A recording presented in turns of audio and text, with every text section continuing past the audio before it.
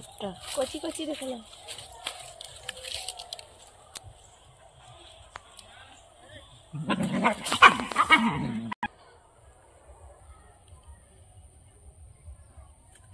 নমস্কার বন্ধুরা, দিশানের রান্নাঘরে সবাইকে স্বাগত।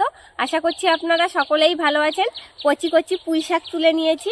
এই পুঁই শাক দিয়ে আজকে চচ্চড়ি রান্না করব। পুঁই শাকের সঙ্গে লঙ্কা ভর্তা করব। দেখুন গাছে কত লঙ্কা হয়েছে, এই লঙ্কাগুলো তুলে নেব। গাছে লঙ্কা ভর্তি, কাঁচা লঙ্কা।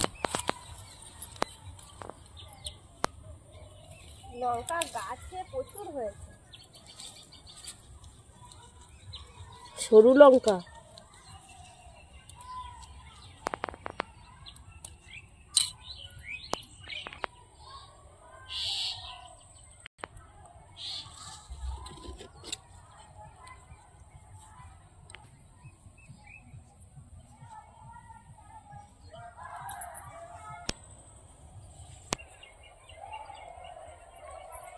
চলে এসেছি, এবার লঙ্কা ভর্তার জন্য কড়াইতে তেল দিয়ে দেবো।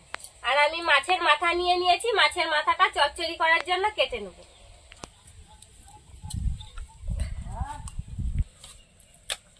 রসুন, কাঁচা লঙ্কা আর পেঁয়াজ।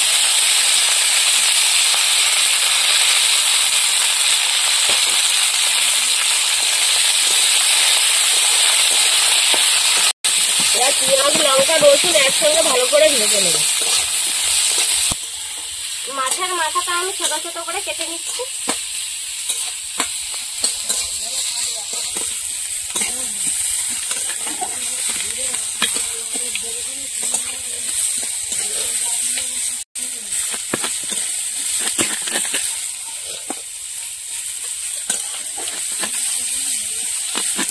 এবার পুঁই শাকটা কেটে নেবো। দেখুন পুঁই শাকের বিটুলিও হয়েছে গায়ে ছোট ছোট, এই যে একসঙ্গে রান্না করব, দারুণ লাগবে খেতে। পুঁই শাকের কচি কচি পাতাগুলো দেবো। হ্যাঁ দেবো তো, পাতা যেগুলো ভালো সেগুলো আমি দেবো। পাতা, ডাঁটা, বিটুলি সব কিছু দিয়েই করবে।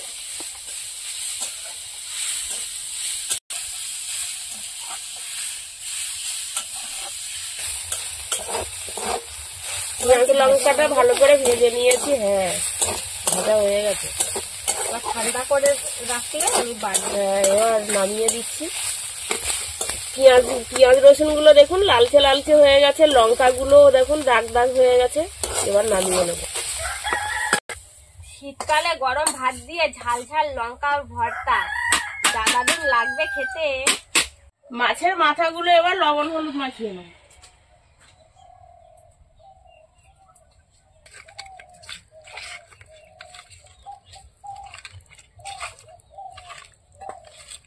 এবার মাথাগুলো ভেজে নেব। আবার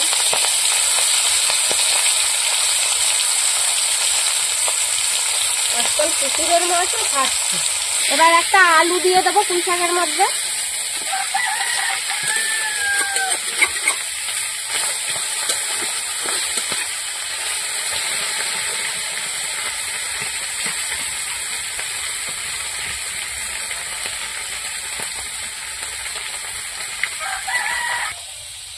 মাছ ভাজা হয়ে গেছে, তুলে নেব।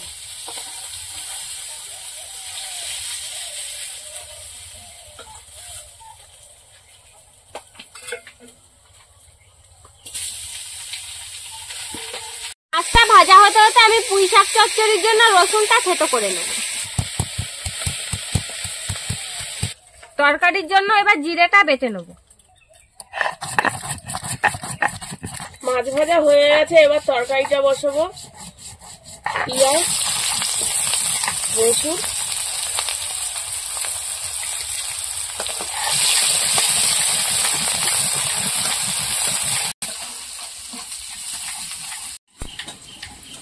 পেঁয়াজ রসুন ভাজা হয়ে গেছে। এবার আমি পুঁই শাক দিয়ে দেবো।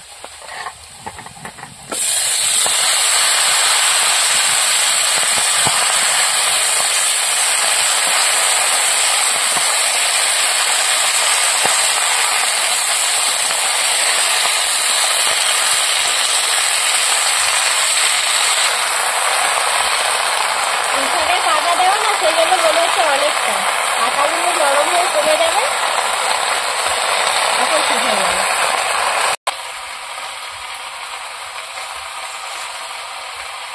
এবার কাঁচা লঙ্কা ছেড়া দিয়ে দেবো। দাও আমি জিরে বাটা তুলে দিই।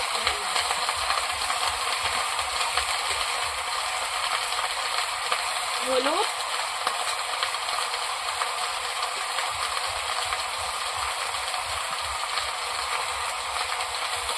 লবণ,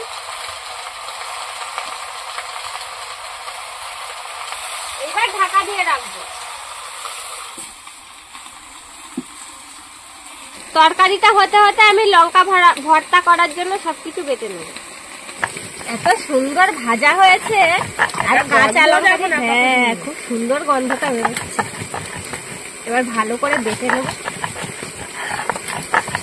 লঙ্কা ভর্তা করার জন্য লঙ্কার পরিমাণটা বেশি দিতে হবে।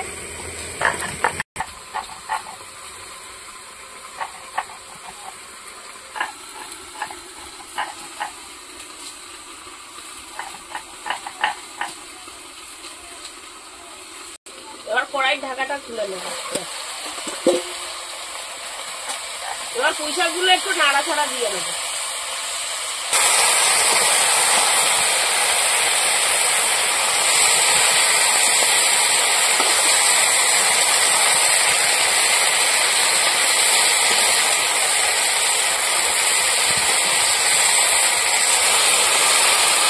লঙ্কার গুঁড়ো,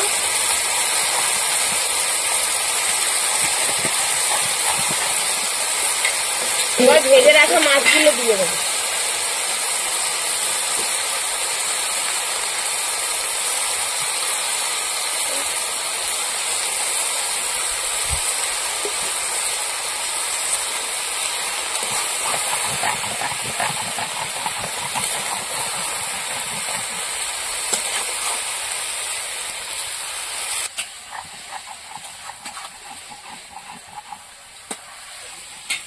এবার জিরে বাটা দিয়ে দেবো।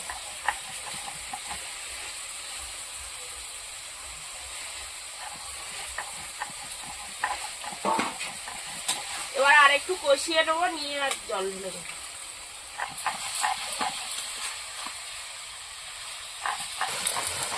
পুঁই শাক থেকে জল বেরিয়েছে, দেখুন। বেশি জল দেবো না, একটু সামান্য জল দেবো, দিয়ে ঢাকা দিয়ে রাখবো।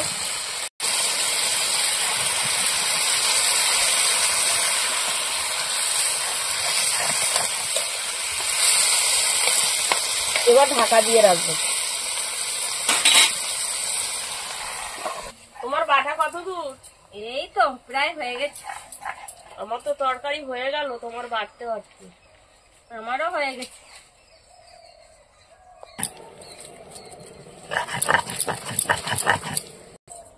বাটা হয়ে গেছে, এবার তুলে নেব।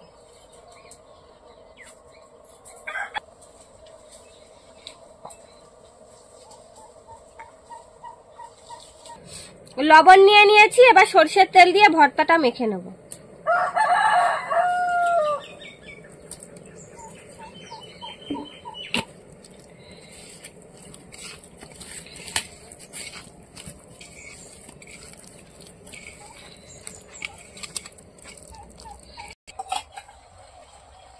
পুঁই শাকটা ভালো করে নাড়াচাড়া দিয়ে নেব।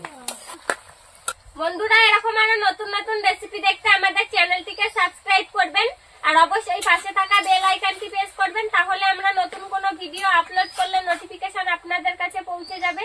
আর কে কোথা থেকে দেখছেন কমেন্ট করে বলবেন, তাহলে আমরা নতুন নতুন ভিডিও করার আগ্রহ পাবো। আর যদি ফেসবুক থেকে দেখেন তাহলে ফলো করে আমাদের সঙ্গে থাকবেন। চচ্চড়ি হয়ে গেছে, এবার নামিয়ে নেব।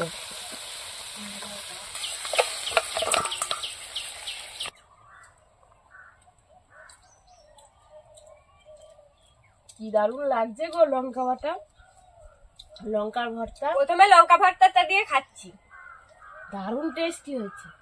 আর ঝাল মজা, দারুণ ঝাল। লঙ্কার ভর্তা অসাধারণ হয়েছে। লোকে বলে না ফুচকায় আরো ঝাল দাও, আরো ঝাল দাও, এই ভর্তাটা খেলে না আর ফুচকা খেতে ইচ্ছা করবে না, এত দারুণ লাগছে। মনে হবে লঙ্কা ভর্তা করেই শুধু ভাত খাই, এত সুন্দর হয়েছে। কোনো তুলনা হবে না। যদি লেগে থাকে এরকম ভর্তা খেলে তার ভালো হয়ে যাবে, ঠিক হয়ে যাবে একদম। আপনারাও বাড়িতে তৈরি করে খেয়ে দেখবেন এইভাবে লঙ্কা ভর্তা। যা লেগেছে না খেতে, বাপরে বাপ। ঠাম্মা কেমন লেগেছে ঠাম্মা? ভালো লেগে ঝাল লেগেছে? ভাত এখন ভাত ভাত দৌড়ুতে হবে। ভর্তাটা যে এত সুন্দর হয়েছে, মানে পুঁই শাকের চচ্চড়ি মনে হচ্ছে আর খাবো না, ভর্তাটা দিয়েই সব ভাত খেয়ে নি, এত দারুণ লাগছে। কি ভালো লেগেছে।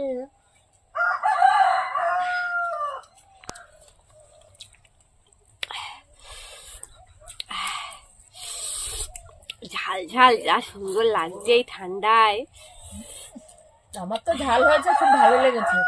আমার তো ঝালই মনে হয় না। ঝালের জন্যই তো ভালো লাগছে। যতই ঝাল খাও ঝাল লাগে না। চড়ি খেয়ে দেখবো। ব্যাস, তুমি ঠাম্মাকে দেবে। ঠাম্মা খেয়ে নি।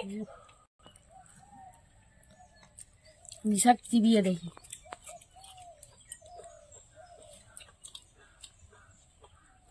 এত গরম বাবা। পুঁই শাকও দারুণ হয়েছে।